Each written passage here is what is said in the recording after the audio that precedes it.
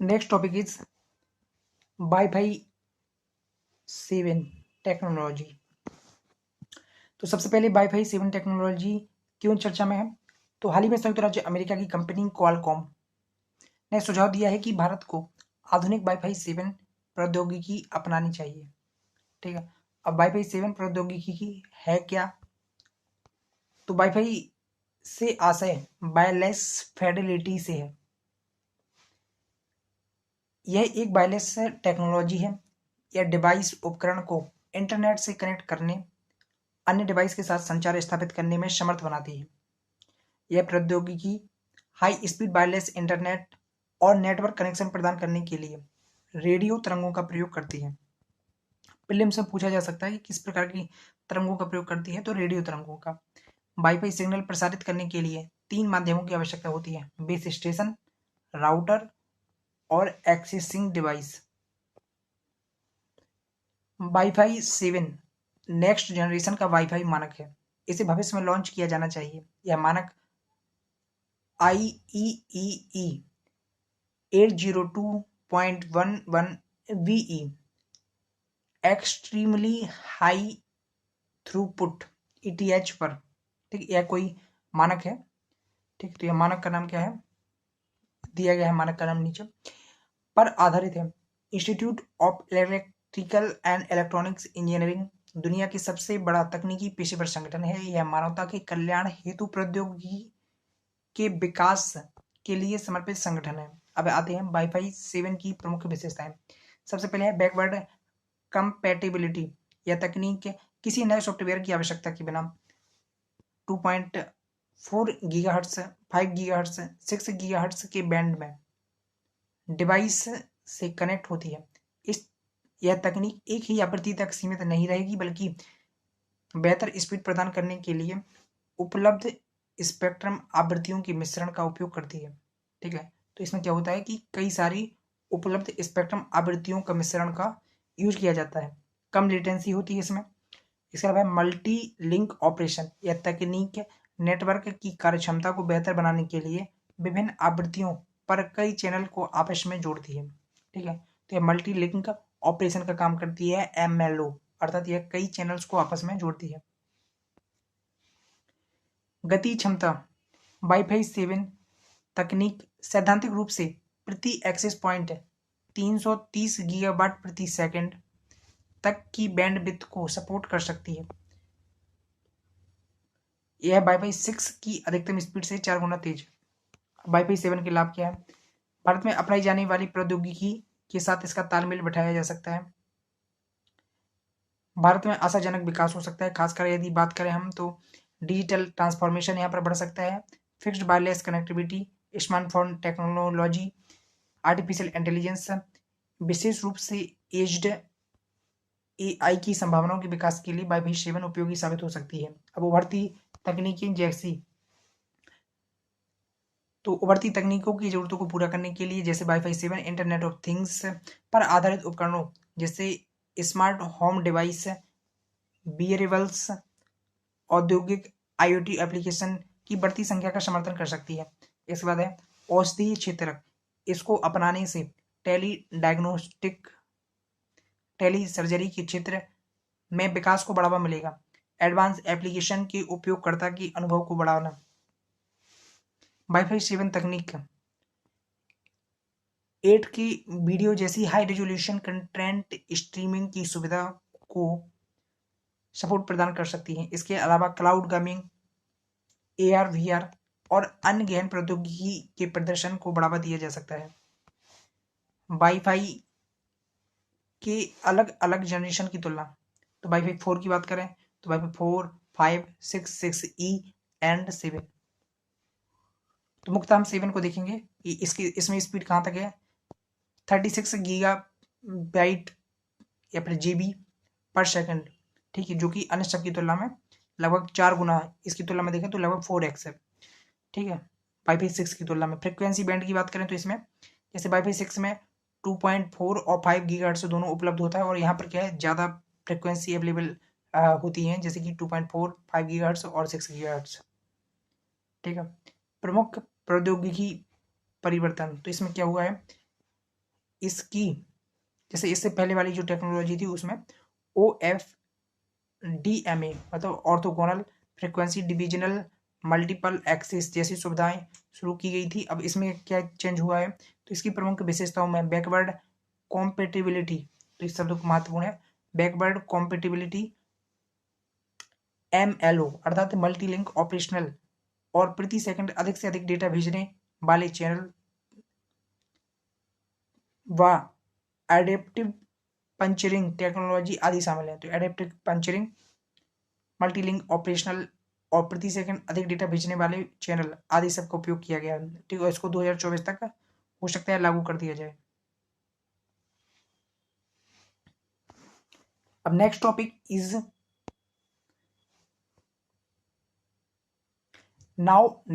Is set T cell. अब set T cell है क्या? हाल ही में केंद्रीय औषधि और मानक नियंत्रण संगठन CDSO central drug and standard regulation organisation ने स्वदेशी रूप से विकसित शर्ट टी सेल मतलब chimeric antigen receptor T cell therapy को मंजूरी दे दी है। ठीक है, तो अभी पिछले 2-3 साल में इसका विकास हुआ है और भारत में इसको पहली बार उपयोग किया जा रहा है। ठीक है,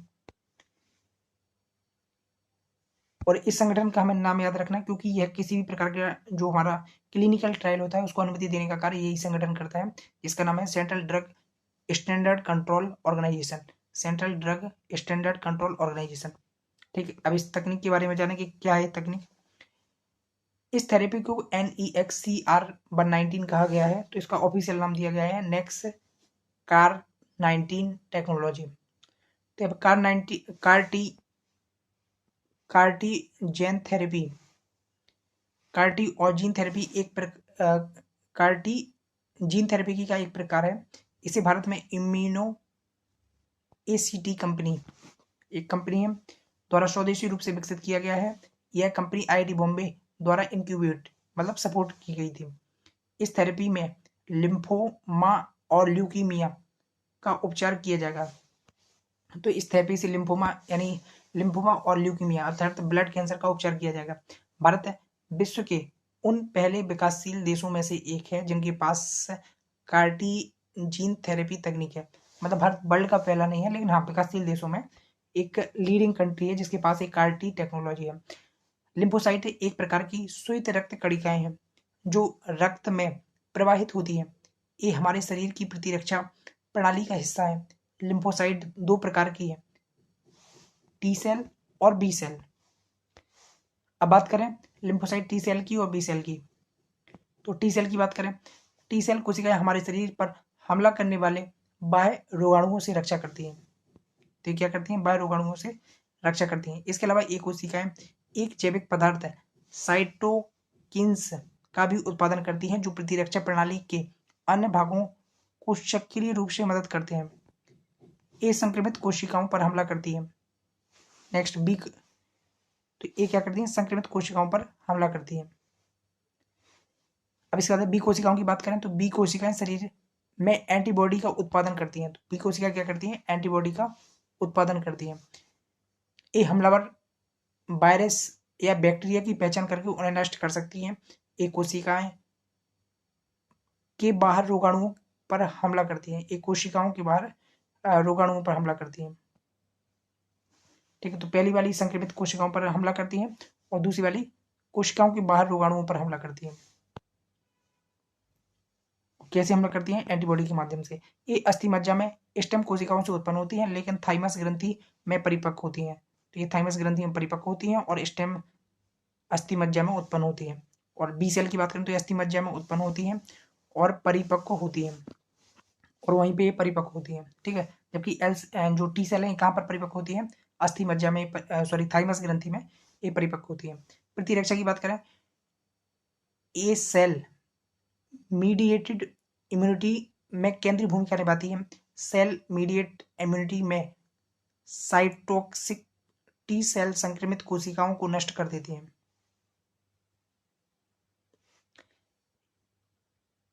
ये ह्यूमरल इम्यूनिटी के लिए उत्तरदायी कारक है।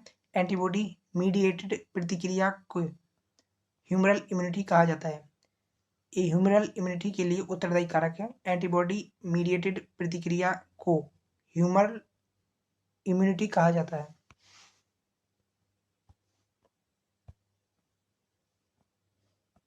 तो ऐसी प्रतिक्रिया जो कहाँ से आती है, एंटीबॉडी के माध्यम से आती है, उसको ह्यूमरल एंटीबॉडी कहा जाता है, ह्यूमरल इम्यूनिटी कहा जाता है। और ये कहाँ से आती है, एंटीबॉडी के माध्यम से। और एंटीबॉडी कहाँ से आती है, बी सेल से। और बी सेल से एंटीबॉडी कैसे उत्पन्न होती है, तो जब किसी रोगाणु का हमला होता है तो बी सेल अपनी मेमोरी के आधार पर एंटीबॉडी प्रोड्यूस करती है। ठीक है, अभी जो नई टेक्नोलॉजी डेवलप की गई है नेक्स्ट कार 19, हो सकता है इसका डायग्राम पूछ लें कि क्या है। ठीक है, तो यह टेक्नोलॉजी, यह थेरेपी, इस थेरेपी को उन कैंसर कोशिकाओं को लक्षित करने के लिए डिजाइन किया गया है जो CD19 प्रोटीन, तो इस हमें प्रोटीन को ध्यान में रखना है कि ये CD19 प्रोटीन को टारगेट करने वाली को टारगेट करने के लिए बनाई गई है। बी लिम्फोसाइट की बात करें तो बी लिम्फोसाइट या बी कोशिकाओं के लिए कैंसर की कोशिकाओं को पहचानने में CD19 प्रोटीन बायोमार्कर का काम करता है। तो एक बार पूछा जा सकता है कि बायोमार्कर क्या होते हैं। ठीक है, तो और CD19 प्रोटीन क्या है, तो एक प्रकार का यह बायोमार्कर है। इम्यूनोथेरेपी ल्यूकेमिया या ब्लड कैंसर के उपचार के लिए, ठीक है, तो इम्यूनोथेरेपी के दौरान इसी प्रोटीन को टारगेट के रूप में प्रयोग किया जाता है। और ये कहाँ पर लगी होती है, तो जो कैंसर होता है, कैंसर के बॉडी पे, जो कैंसर के ऊपर, कैंसर कोशिकाओं के ऊपर यह CD19 प्रोटीन लगा हुआ है, जिसको देखकर बी कोशिकाएं एंटीबॉडी या फिर एंटीबॉडी को प्रोड्यूस करती हैं। ठीक, इम्यूनोथेरेपी के दौरान इस प्रोटीन को टारगेट के रूप में प्रयोग किया जाता है एवं इन्हें नष्ट करने के लिए प्रतिरक्षा प्रणाली को प्रेरित किया जाता है। ठीक, अब बायोमार्कर क्या होते हैं, तो बायोमार्कर एक मापने योग्य जैव संकेतक या फिर एक जैव बायोलॉजिकल सिग्नल इंडिकेटर होते हैं। ये शरीर में होने वाली सामान्य जैविक प्रक्रियाओं, रोग के बढ़ने के लिए चिकित्सा के प्रभाव को दर्शाते हैं। एक कोशिका, अणु, प्रोटीन, भौतिक संकेतक हो सकते हैं जिसका निष्पक्ष मूल्यांकन किया जा सकता है। बायोमार्कर न केवल रोग की उपस्थिति का अनुमान लगाते हैं बल्कि इसके बढ़ने और अंतर्निहित जैविक प्रतिक्रियाओं में परिवर्तन का भी अनुमान लगा सकते हैं। ठीक है, अब सर टी सेल टेक्नोलॉजी कैसे काम करती है, थेरेपी की कैसे डेवलप की गई है, अभी पिछले 2 साल से काफी न्यूज में, तो कई बार पढ़ी भी है लोगों ने। शरीर की प्राकृतिक रोग प्रतिरोधक क्षमता, यहाँ से देखेंगे पहला स्टेप क्या होता है, शरीर की प्राकृतिक रोग प्रतिरोधक क्षमता में सहयोग करने वाली श्वेत रक्त कोशिकाओं को प्राप्त करने के लिए रोगी के रक्त से एक नमूना लिया जाता है। इन श्वेत रक्त कोशिकाओं में टी सेल की उपस्थिति होती है। ठीक है, फिर टी सेल को लेकर आप क्या करेंगे, प्रयोगशालाओं में आनुवंशिक संशोधन के जरिए टी कोशिकाओं में काइमेरिक एंटीजन रिसेप्टर नामक प्रोटीन शामिल किया जाता है। ठीक, जो कि कैसे होता है, बाई शेप का प्रोटीन होता है। इसको इन टी सेल के ऊपर इंट्रोड्यूस या फिर इम्प्लांट कर दिया जाता है। ठीक, अब इनके इम्प्लांट के बाद फिर क्या होता है, प्रयोगशाला में लाखों की संख्या में कार टी कोशिकाओं को के प्रतिरूप निर्मित किए जाते हैं। इसके बाद इन्हें कैंसर कोशिकाओं को नष्ट करने के लिए कैंसर से पीड़ित रोगी के शरीर में पहुंचाया जाता है। फिर इसके बाद फोर्थ स्टेप में क्या करते हैं, ये कोशिकाएं कार टी सेल कैंसर कोशिकाओं की पहचान करके उनसे जुड़ जाती हैं। इसके बाद कार टी कैंसर कोशिकाओं को नष्ट करने के लिए सक्रिय हो जाता है।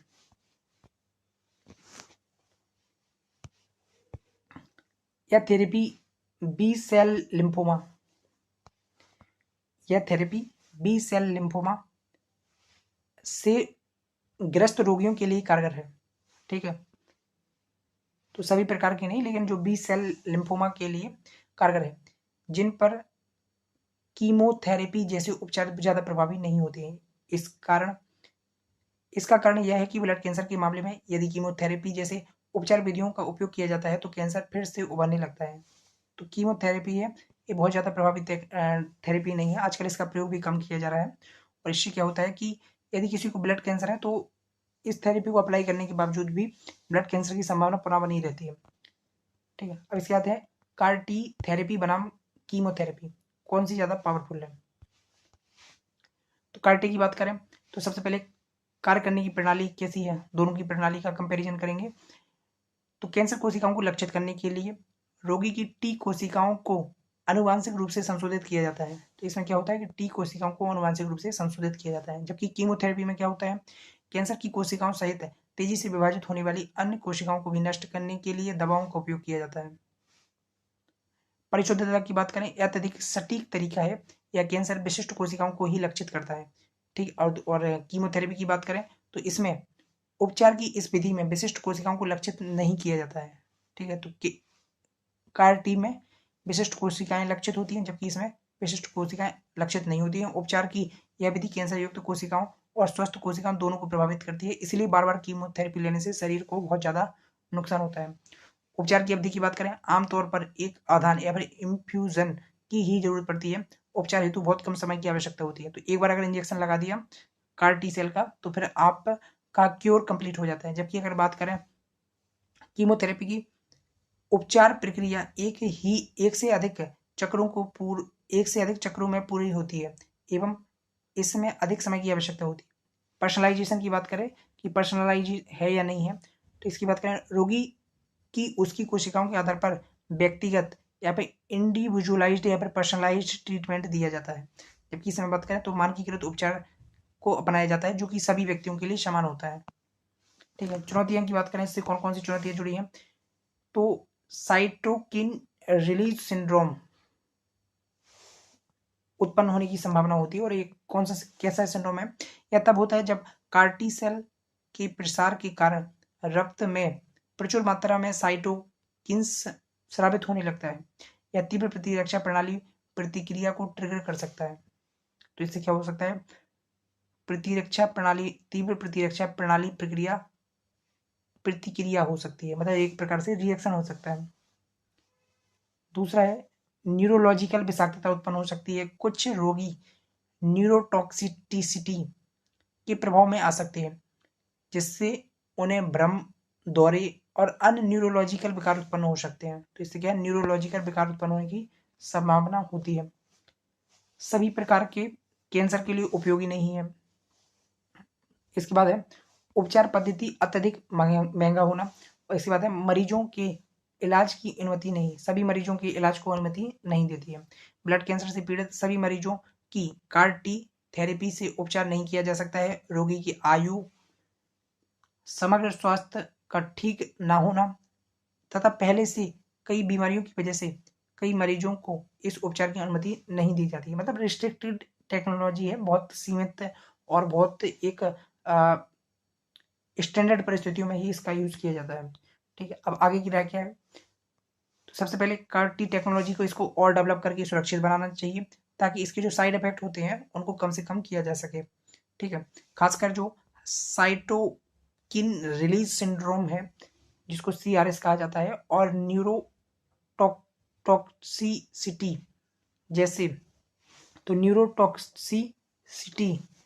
जैसे गंभीर साइड इफेक्ट को कम करने के लिए निरंतर अनुसंधान किया जाना चाहिए। वैश्विक सहयोग, ठीक, तो वैश्विक सहयोग के मामले में क्या है, तो कार टी थेरेपी के क्षेत्र में अनुसंधान में तेजी लाने, सर्वोत्तम उपचार विधियों को साझा करने, इस उपचार विधि को वैश्विक स्तर पर बेहतर बनाने, अंतर्राष्ट्रीय सहयोग तथा डेटा साझा को प्रोत्साहित करना चाहिए, पहुंच को बढ़ावा देना चाहिए। तो इस उपचार विधि का लाभ अधिक से अधिक मरीजों तक पहुंचाने के लिए मानक संचालन प्रक्रियाएं, स्टैंडर्ड ऑपरेशनल प्रोसीजर्स को विकसित करना चाहिए। इससे पहले की स्वास्थ्य बीमा योजनाओं में शामिल किया जाना चाहिए।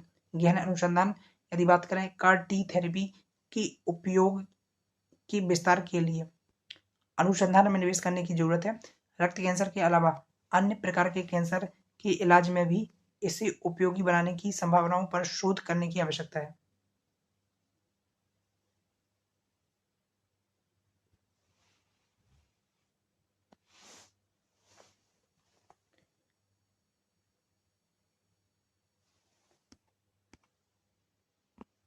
अब next topic is diverse epidemiology partnership. Diverse epidemiology partnership, जिसको बोला जा रहा है डीप पार्टनरशिप, चर्चा में क्यों है। CSIR कोशिकीय और आणविक जीव विज्ञान केंद्र CCMB डाइवर्स एपिडेमियोलॉजी पार्टनरशिप परियोजना पर विश्व के अनुसंधान समूहों का सहयोग कर रहा है। ठीक, तो एक वैश्विक परियोजना है जिसमें वह CSIR का एक प्रमुख केंद्र जिसका नाम है कोशिकीय और आणविक जीव विज्ञान केंद्र डी परियोजना के तहत वैश्विक सहयोग का काम कर रहा है। सबसे पहले एपिजेनेटिक एपिडेमियोलॉजी क्या है? एपिजेनेटिक यह इस बात का अध्ययन है कि आपके व्यवहार और परिवेश में आने वाले बदलाव आपकी जीन के काम करने के तरीकों को कैसे प्रभावित करते हैं। आनुवंशिक परिवर्तनों के विपरीत एपिजेनेटिक परिवर्तन अस्थायी होते हैं, यानी तो ये महत्वपूर्ण है, अस्थायी परिवर्तन होते हैं। प्रीलिम्स में ऐसा पूछा जा सकता है, यानी वापस सामान्य स्थिति में आया जा सकता है। ये परिवर्तन डीएनए अनुक्रम को नहीं बदलते हैं, हालांकि ये शरीर द्वारा डीएनए अनुक्रम को समझने को जरूर बदल सकते हैं। दूसरा है एपिडेमियोलॉजी। यह वैज्ञानिक तरीका है जो किसी आबादी में स्वास्थ्य और रोग से संबंधित पैटर्न और कारकों का परीक्षण करता है। इसके निम्नलिखित उद्देश्य हैं: यह समझना कि बीमारी कैसे फैलती है, बीमारी के जोखिम संबंधी कारकों की पहचान करना एवं रोकथाम और नियंत्रण के लिए रणनीतियां तैयार करना। एपिजेनेटिक एपिडेमियोलॉजी को एक साथ जोड़ने से इसकी परिभाषा इस प्रकार होगी: यह एपिडेमियोलॉजी की वह शाखा है जो रोग के उत्पन्न होने, उसके प्रसार पर एपिजेनेटिक बदलावों के प्रभाव का अध्ययन करती है। एपिजेनेटिक बदलाव एक सामान्य उदाहरण डीएनए मेथाइलेशन है। इस बदलाव के तहत डीएनए अणु में मेथाइल समूह जोड़ा जाता है।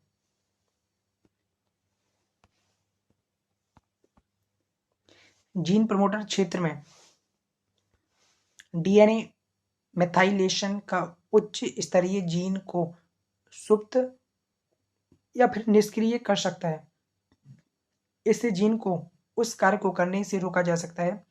इसे जीन साइलेंसिंग कहते हैं।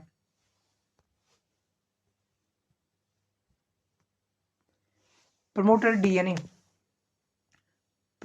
डीएनए का वह क्षेत्र है जहां आरएनए पॉलीमरेज एक जीन को ट्रांसक्राइब करना शुरू कर देता है। जहां पर क्या करता है, आरएनए एक जीन को या फिर जीन का निर्माण करना शुरू कर देता है, यानी डीएनए अनुक्रमण की प्रतिकृति बनाकर आरएनए मॉलिक्यूल का निर्माण शुरू होता है। उदाहरण के लिए तनाव के दौरान डीएनए में मेथाइलेशन बढ़ सकता है, जिससे प्रभावित जीन अपना कार्य करने में मुश्किलें आ सकती हैं। डीएनए क्या है तो इसको थोड़ा अच्छे से जान लेंगे। यह सभी जीवित कोशिकाओं में पाए जाने वाला एक जैविक अणु है। तो क्या है, अपने आप में एक जैविक अणु है। इनमें जीवों के विकास, कार्यप्रणाली, वृद्धि, प्रजनन संबंधी आनुवंशिक जानकारियां संग्रहित होती हैं। ठीक है, अब इसके बाद यह कैसा होता है, डबल स्ट्रैंडेड होता है, जो एक दूसरे से चारों ओर घूमते हैं। तो इसमें दो स्ट्रैंड होते हैं जो एक दूसरे के चारों ओर घूमे होते हैं और एक प्रकार से डबल हेलिक्स या फिर द्विकुंडली संरचना बनती है। प्रत्येक स्ट्रैंड में एकांतर रूप से शर्करा और फास्फेट समूह से बना होता है। तो जो स्ट्रैंड के धागे होते हैं किससे बने होते हैं, शर्करा और फास्फेट से बने होते हैं। और इसके बीच में जो सीढ़ियों की भांति ये पिलर दिख रहे हैं, ठीक है, जो डंडे दिख रहे हैं, ये किससे बने होते हैं, ये नाइट्रोजन क्षार से बने होते हैं।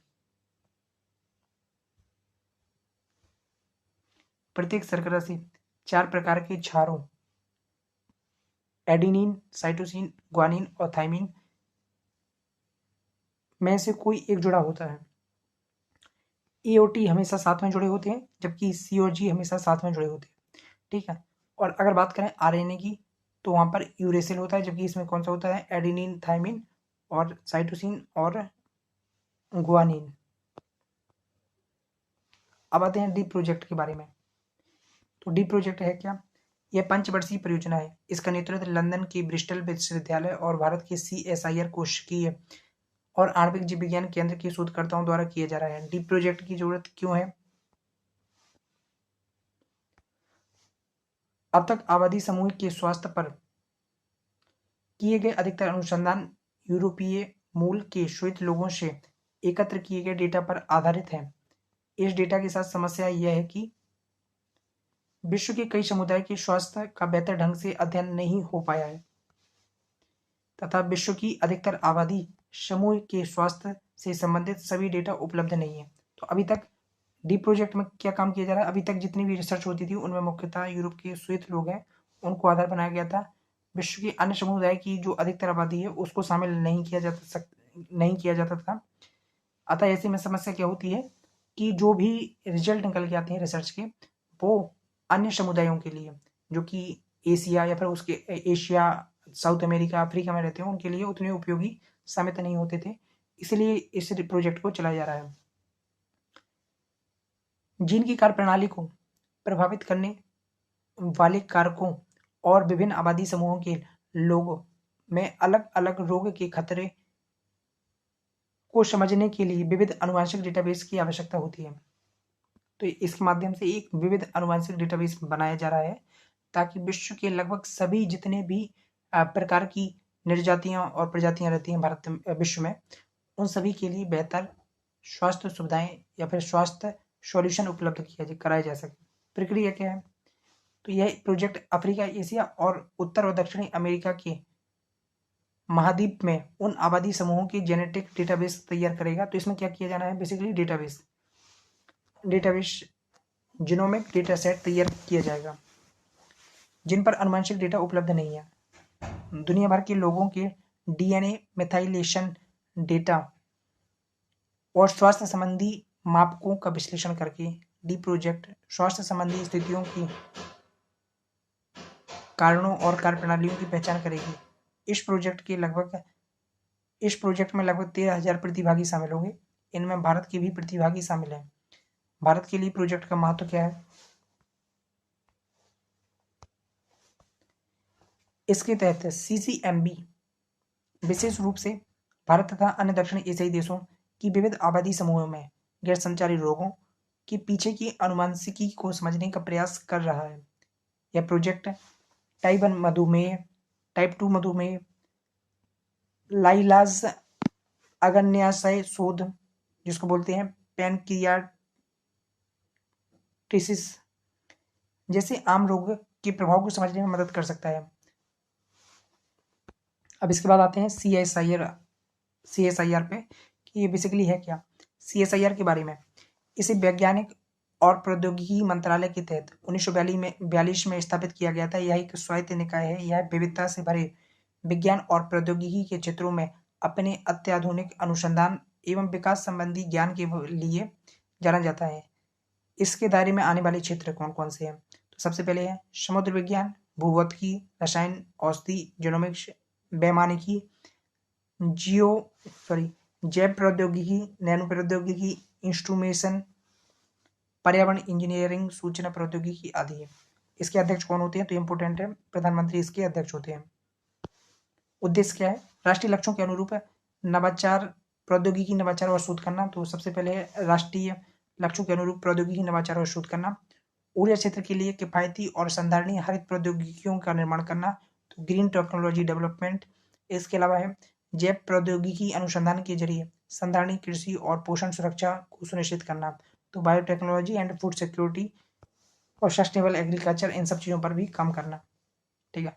परियोजनाओं को लागू करने में आने वाली चुनौतियाँ, जो परियोजना चलाई जा रही है, इसमें मुद्दे क्या है? तो सबसे पहले जीनोमिक डेटा अत्यधिक संवेदनशील होता है, इसलिए इसको एकत्रित करने से निजता का मुद्दा खड़ा हो सकता है। नैतिक मुद्दे कौन कौन से आ सकते हैं? दूसरा है नैतिक मुद्दे। तो जिन परियोजनाओं में अक्सर मनुष्य, ह्यूमन सब्जेक्ट पर प्रयोग किए जाते हैं, इस प्रयोग में शामिल व्यक्तियों को इसके खतरे के बारे में पूरी जानकारी नहीं देने, समुदाय पर इस प्रयोग के दीर्घकालिक प्रभावों पर सूचना उपलब्ध नहीं होने से नैतिक प्रश्न खड़े होते हैं। इस बाद है डेटा भंडारण और प्रबंधन। तो डेटा स्टोरेज एंड मैनेजमेंट की बात करें तो जीनोम परियोजनाओं में बड़ी मात्रा में उत्पन्न डेटा के लिए अत्याधुनिक भंडारण और कंप्यूटेशन में सक्षम संसाधनों की आवश्यकता होती है।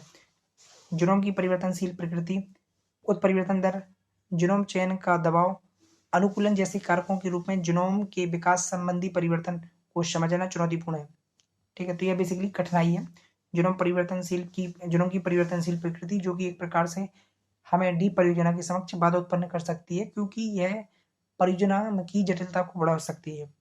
इससे परिवर्तनों को सटीक रूप से ट्रैक करना चुनौतीपूर्ण हो जाएगा। क्लिनिकल और जीनोमिक डेटा का एकीकरण। इलेक्ट्रॉनिक स्वास्थ्य रिकॉर्ड सहित नैदानिक सूचना के साथ जीनोमिक डेटा को जोड़ने से एकीकरण संबंधी चुनौतियां पैदा हो सकती हैं। अब आगे की राय क्या है? सबसे पहले वैश्विक कम्युनिटी में, जो इंटरनेशनल कम्युनिटी वहाँ पर सहयोग करना और आपस में डेटा को साझा करना, डेटा संग्रह और साझा करने के लिए मानकीकृत प्रोटोकॉल को अपनाना, नैतिक दिशा निर्देश, प्रतिभागियों की सहमति जैसे सभी मानदंडों को अपनाना, लोगों की धारणा और शिक्षा, जीनोमिक्स अनुवांशिकी परीक्षण, जीनोमिक्स अनुसंधान जैसे उद्देश्यों के लिए लोगों की आम सहमति और इसकी स्वीकृति एवं सफलता में योगदान दे सकती है। इसके बाद समुदाय को विश्वास में लेने का भी प्रयास किया जाना चाहिए।